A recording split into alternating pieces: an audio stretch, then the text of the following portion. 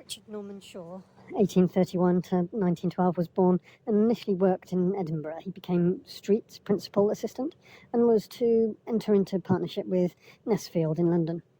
He was the most successful and prolific of his contemporaries, Nesfield, Webb, Godwin and Stevenson.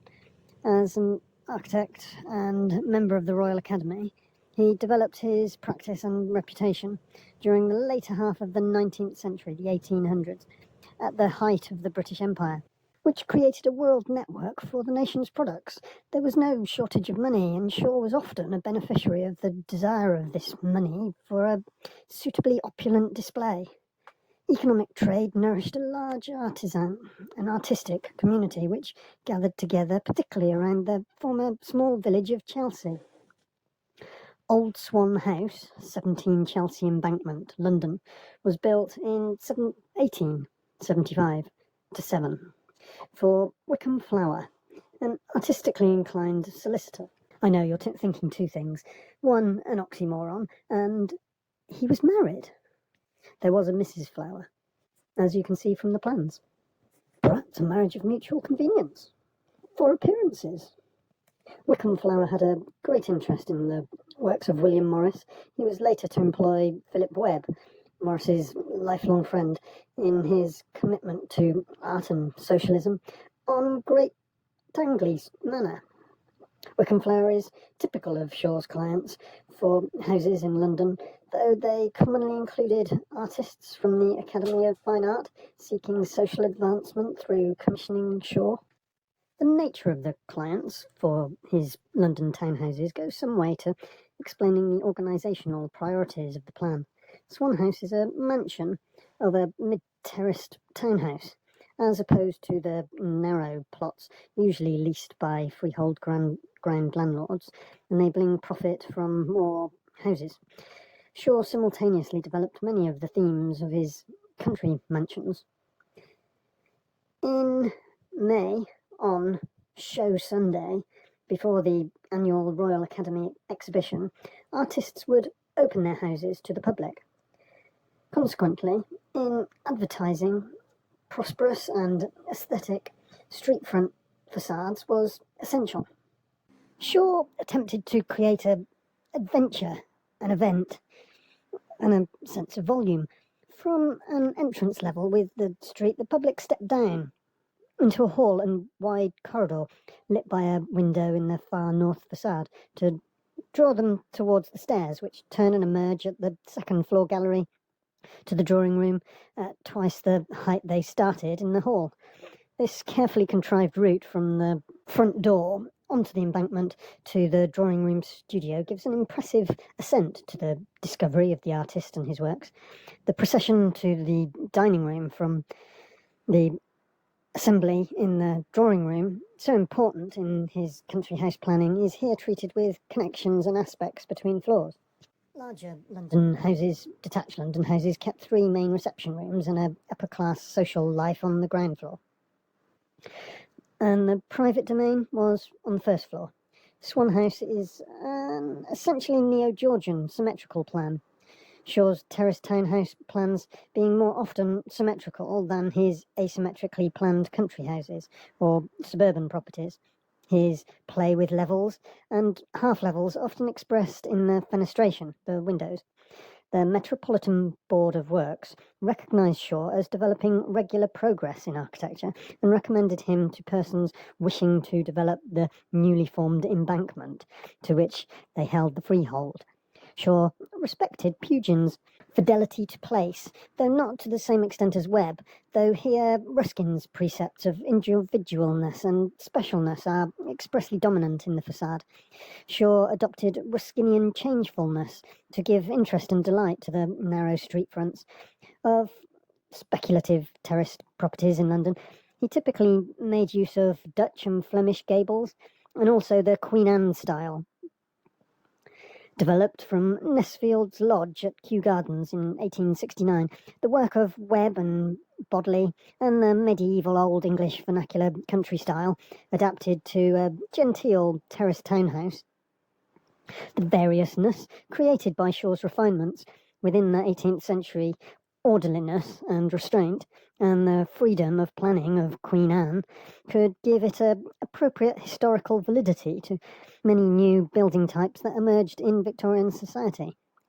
Consequently, Old English Queen Anne entered the Battle of the Styles, extolling the true spirit of Gothic because it incorporated modern ideas and utilised modern discoveries to fulfil the practical requirements of contemporary life, adopting naturalness and construction and truth of materials. The pretty, unaggressive, and anti-heroic style of 18th century revival Queen Anne challenged the purity of Greek or the 13th century Gothic as a style for urban domestic architecture. Action! Gothic features were rejected in favour of judicious eclecticism, which is typified in Shaw's treatment of the wide supposed to look so casual. Cheney House, next door, built at the same time, is deliberately different, rejecting the established academic of John Nash, of units of one composition, and consequently criticised as effete, corrupt, and debased. Debased style of architecture is what they are talking about. When town planning is not uniform, like Empire soldiers all in a row.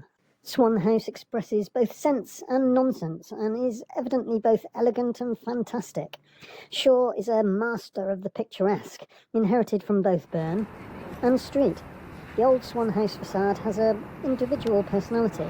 The graceful composition appears sufficiently modest, with a large square of brickwork precisely proportioned from ground level to cornice, the full width of the facade. The expansive brickwork of the upper stories of the serene facade is delightfully extended out in the manner of the Old English townhouse of timber construction. The typical eclectic hybrid jumble of details of intimate scale are incorporated.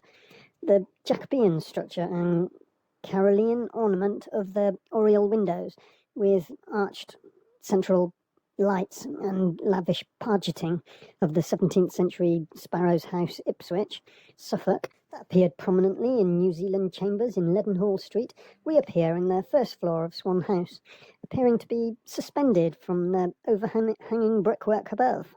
This is enabled aesthetically by the wide frontage negating any effect of crushing of the more fragile-looking lower stories, and structurally by the use of an internal iron skeleton which carries the cantilevered weight of the brickwork of the subsequent stories. This inclusion of new technology constitutes a triumph of spirit. Here, an eclectic, picturesque historicism.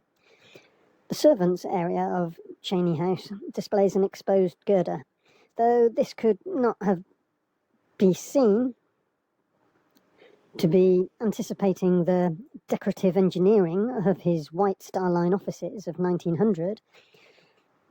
Also, not insignificantly, Shaw needed to manipulate the London building regulations by projecting two piers at either side of the facade so that the wooden oriel window bays were not projecting beyond the face of the building. A variety of windows to each floor differentiate their functions.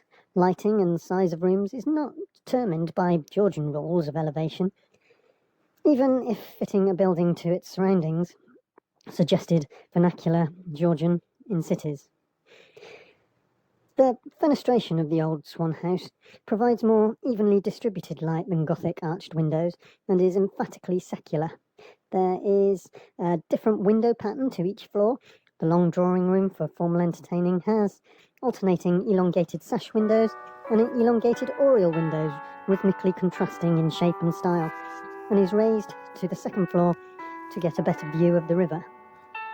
Below are three leaded oriel windows providing enclosure and comfort to the family living room, which externally have the appearance of rippling window wall, characteristic of Queen Anne.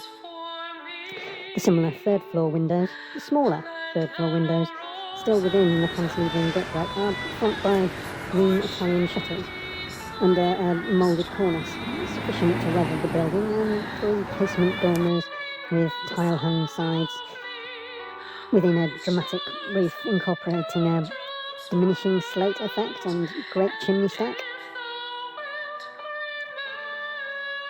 Shaw's play of asymmetry within symmetry and symmetry within asymmetry, which he uses to contrast a pair of houses across Melbury Road, show how the facade always evidenced the plan and how each problem dictated its own solution. Arts and crafts architects rejected Houseman formalising of London in favour of improvement little by little and from within C.R. Ashby. The criticism of Shaw for self-conscious theory, written on water, artificially contorting every feature of architecture and transplanting it from region to region, can be understood in the context of the 1869 Cookridge Hospital, Yorkshire, where he utilises the Kentish vernacular to bring light, happiness and cheer, in an attempt to offset the Gothic dourness of Scott's Leeds Infirmary. It is distinct from his several other projects in Yorkshire in the 1860s. Despite also being poorly proportioned, it is designed to enable natural cross-ventilation of the wards and later was to combine central heating stoves, foul air exchange and the necessary fireproof construction. Shaw has to provide the basis of a modern sanitary plumbing system in 1871 for the Prince of Wales, incorporating intercepting traps and vented soil and waste pipes routed to the outside to separate the drain from the house and the sewers.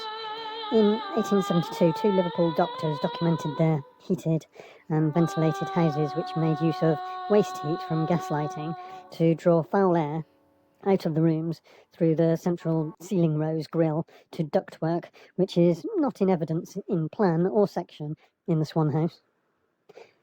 Advanced gasoliers and fireproof gas mantles are likely to have been installed, and the house is likely to have been provided with electric wiring and light bulbs soon after 1887, though heated predominantly by stone Georgian fireplaces.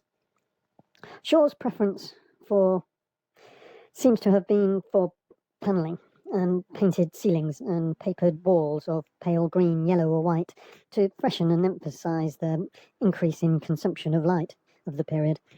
Swan House was decorated and furnished by the Morris Company, destroying the relaxed, crisp interiors and subtleties of archaeological detailing of reused and developing the Queen Anne style and consequently of being most widely published. Richard Norman Shaw extensively influenced American architecture. Richardson intelligently directed the typical details of tile hanging, window walls, double-hung small panel sashes, carved barge boards, half timbering, and the decorated plaster that gave rise to the shingle style, and indirectly to the abstract order and discipline of monumental Queen Anne. The inclusion of iron girders in the structural programme of Swan House must be seen as an exemplar of the technical developments that preceded the skyscraper construction of Chicago of the subsequent decade. Also, through Pugin's fidelity to place, Shaw commonly utilised a symmetrical plan in his houses in the city and asymmetrical planning in his country houses. Swan House stands with the serenity of Georgian street architecture, unconfused by the frivolous elaboration of detail of many examples of Queen Anne, which became a highly influential style, though never purporting to be the new style, merely the product of a charming, judicious, eclectic sensibility. Classical forms were adapted to an informal freestyle and architectural cocktail, which fit itself to every function with little differentiating between public and private, rich and poor. Queen Anne was witty, kind to its surroundings, and responsive to the practical needs of aesthete citizens, demanding equality of life. Swan House's quality of picturesque beauty is intrinsic with its inclusion and adaptation of technology and spurious manipulation of regulations. Previously badly damaged by bombing, Old Swan House had an uncertain future, but is now restored and functions as an architect's office.